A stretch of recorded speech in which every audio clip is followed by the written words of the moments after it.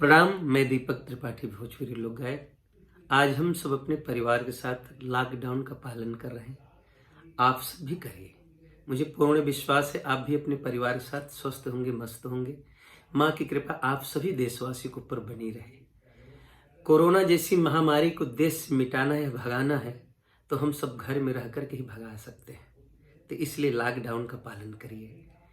एक गीत आज भेजे हमारे बीच में वरिष्ठ कवि श्रद्धेय आदरणीय श्री सच्चिदानंद पाठक उर्फ मुन्ना पाठक, जो वरिष्ठ कवि हैं, बड़े गीतकार हैं।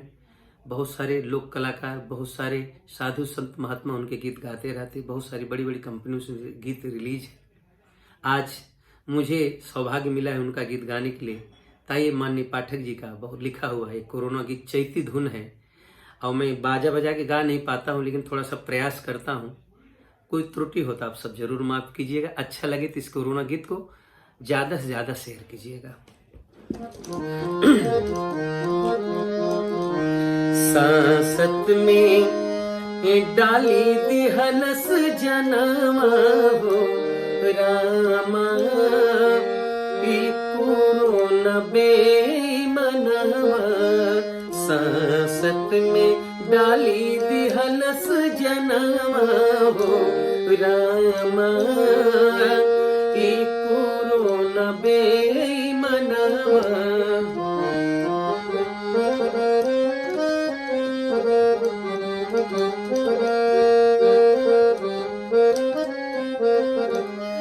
जहिया से रोग बाटे देशवा में आइल, सब लोग अपने ही घर में घेराइल।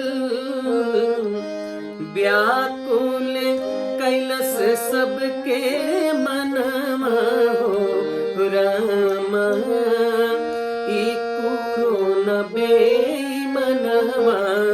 सांसत में डाली दिहलस जनवा हो रामा, कोरोना बेमनवा।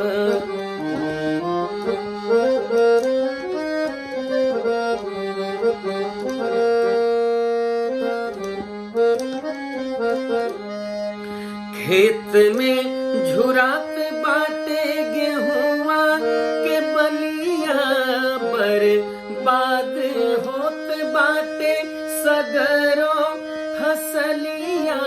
बर्बाद होत बाटे सगरो फसलिया।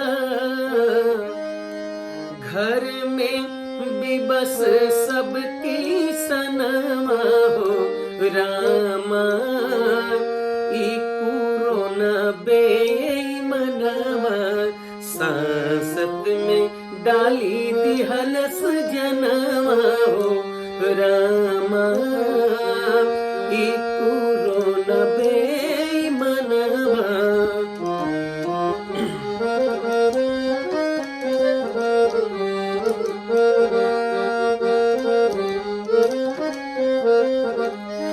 कितनन के टली गइल तय भइल शादी। अगवण साटा पुरजा भइल बर्बादी। अगवण साटा पुरजा भइल बर्बादी। ठप होई गइले लगनवा हो रामा, ठप होई गइले लगनवा हो रामा, कोरोना बेमनवा। सांसत में डाली दिहलस जनवा हो रामा, कोरोना बेमनवा।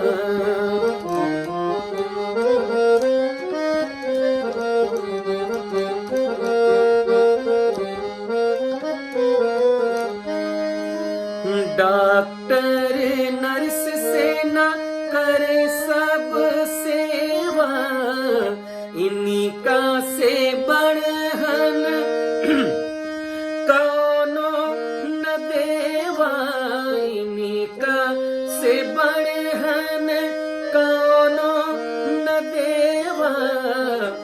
पत्थर इन पर फेंके सब दुश्मनवा हो रामा, पत्थर इन पर फेंके दुश्मनवा हो रामा, ई कोरोना बेईमानवा संसद में डाली दिहलस जनवा हो रामा, ई कोरोना बेईमानवा।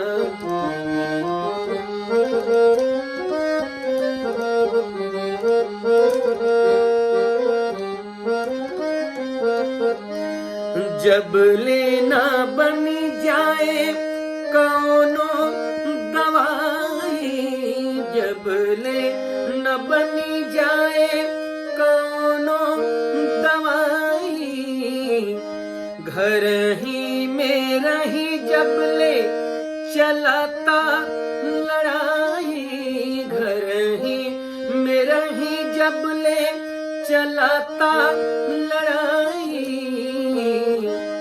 मानी सभे मुन्ना के बचनवा हो रामा, मानी सभे मुन्ना के बचनवा हो रामा, ई कोरोना बेईमानवा संसद में डाली दिहलस जनवा हो रामा, ई कोरोना बे